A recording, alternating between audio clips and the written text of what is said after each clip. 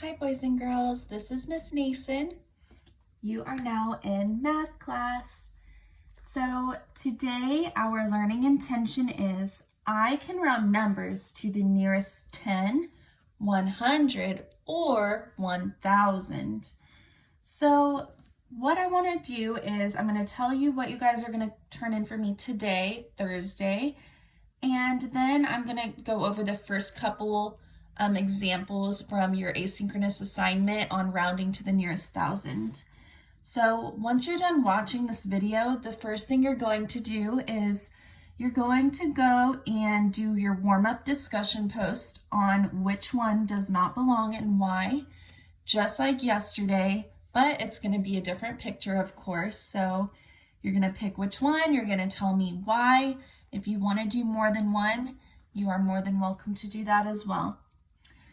Next, you're going to complete the Schoology assessment that says rounding to the nearest 10 and 100. So that's going to be like a little green puzzle piece, and you just go through the quiz and you pick your best answer. You could even use a piece of paper in front of you if you want to show your work. You don't have to, that's just a suggestion. Lastly, you're going to work on this paper. This is the last thing you're going to do. You can either print this out like I did and fill it in, or you can pull it up on your computer and you can write each of these in your notebook and put all the answers. Yes, you're going to do it all the way to the end because, you know, you have like a whole hour, so we might as well get in that practice. So I want us to use this little rounding trick that we worked on yesterday, and let's see if we can use it when we're rounding to the nearest 1000.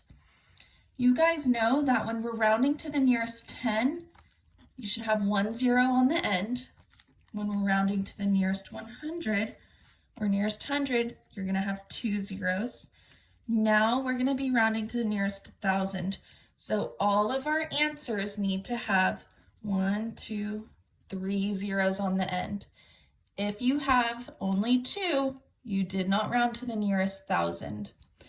So I think I'll do the first 2 with you guys as an example. So let's go look at our rounding trick.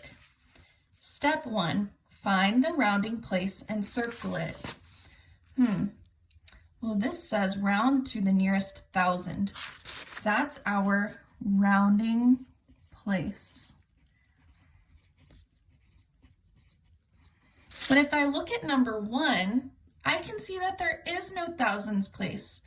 What is in the thousands place? Nothing. I could actually just put a 0 if I want. And I'm just going to circle it because that is our rounding place. Then we go next door and we underline the digit. Oh, so I know now I'm going to be looking in the hundreds place. Let's see what we do next. Now ask yourself, 4 or less, let it rest. 5 or more, raise the score. Oh, well, it's a 7. So that is 5 or more, raise the score. So now I know, well, what thousands would I be looking at? If I'm going to put 768 on a time or a number line, and I know that I need it to go either up or down to the thousands, would I go in between 1000 and 2000? No, because there's 0 there. So I'm going to start with 0 and end with 1000. I know half of 1000 is 500. That means if my number is 500 or more, we're going to go up.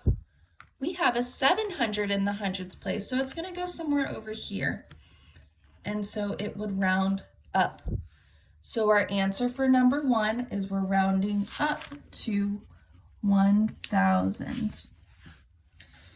Let's look at number 2. We'll try it again. First, we start off, circle the rounding place. Our rounding place, it's asking us to round to the nearest 1000, so let's circle the thousands place. Go next door, underline the digit. So we're looking in the hundreds place. Ask, 4 or less, let it rest. 5 or more, raise the score. Oop, we have 4 or less, it's a 2. So we're gonna go down. Where would 1,268 be on a number line in between which thousands? Well, the first number tells us what our bottom one is or what our lower one is. So just like over here, we had a 0. So our lower starting point is 0. Now over here we have 1. So it's just going to be 1,000. What comes after 1,000 if we're counting by thousands? 2,000. Half of 1,000 is 500, so in the middle would be 1,500. Well, this is 1,200. We already said we know that it needs to go down to the smaller one. So it'd probably be somewhere over here. We're gonna go down to 1,000.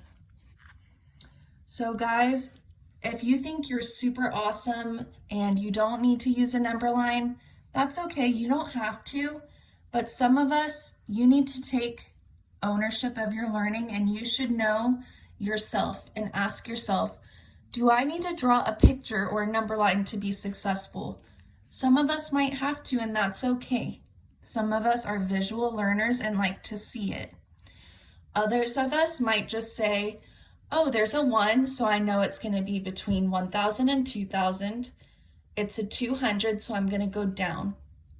Some of us can't do that. That is perfectly okay, you guys. Even Miss Nason likes to draw number lines to look at it. So if you guys need any help or have any questions, message me on Schoology. I miss you guys so much, and I can't wait to see y'all on Monday. Bye.